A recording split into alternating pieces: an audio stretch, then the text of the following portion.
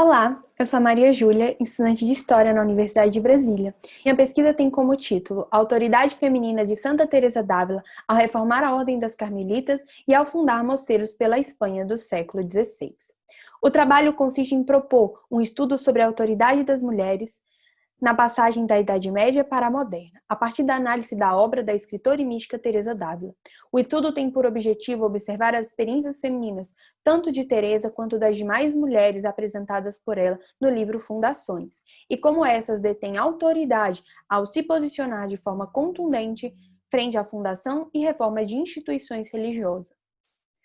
O projeto tem por base a reflexão de que os escritos femininos podem contribuir para uma aproximação às experiências e relações femininas ao longo da história, algo pouco conhecido, suas maneiras de entender e estar no mundo. Teresa Sanches de Cepeda e Almada, conhecida também como Teresa de Jesus ou Teresa d'Ávila, nasceu no ano de 1515 e morreu no ano de 1582. Advinda de uma família católica, teve contato com literatura geográfica desde pequena e também com alguns romances de cavalaria. Estudou em um convento agostiniano após a morte de sua mãe e aos 20 anos de idade decidiu ser freira enclausurada no Mosteiro da Encarnação. No ano de 1562, diante de suas experiências espirituais e discordâncias com a regra adotada no Mosteiro da Encarnação, ela funda a Ordem das Carmelitas Descalças.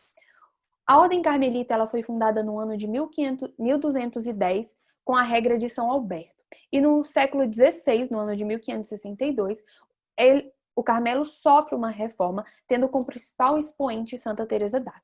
A reforma foi motivada por três conceitos principais: a busca por uma maior união com Deus, a contemplação como instrumento para esta união e o ascetismo.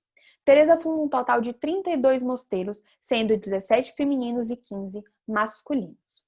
No livro As Fundações, Teresa se preocupa em descrever suas viagens pela Espanha e como os mosteiros foram fundados. Ela ainda apresenta importantes figuras femininas que ajudaram no processo de fundações. A obra de Teresa, seus escritos e toda a sua ação, toda a sua vida está inserido dentro de um conceito criado por Prudenciale chamado de política sexual. A política sexual é a relação de poder entre homens e mulheres em função do sexo. E a partir da análise das mulheres medievais, Allen percebe que houve tendências distintas na política sexual, que dizem respeito à relação dos sexos e entre os sexos.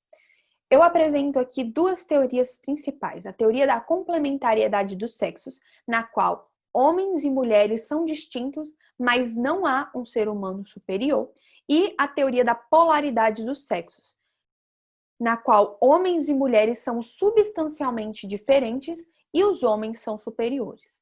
A mudança da complementariedade para a polaridade para Allen é causada pela disseminação das ideias de Aristóteles a partir do século XIII, o que ela chama de Revolução Aristotélica. Aristóteles, em seus escritos, ele apresenta uma visão que inferiorizava as mulheres. Trago como, por exemplo, sua afirmação: a fêmea é como um macho mutilado e as menstruações são esperma, embora não puro, pois lhe falta apenas uma coisa, o princípio da alma.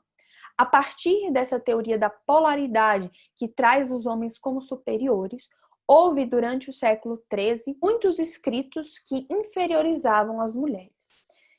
Esses escritos que inferiorizavam as mulheres fez surgir um movimento chamado de Querela das Mulheres, que tem como principal escritora Christine de Pizan, que escreveu vários textos posicionando-se contra os que tinham discursos contrários às mulheres.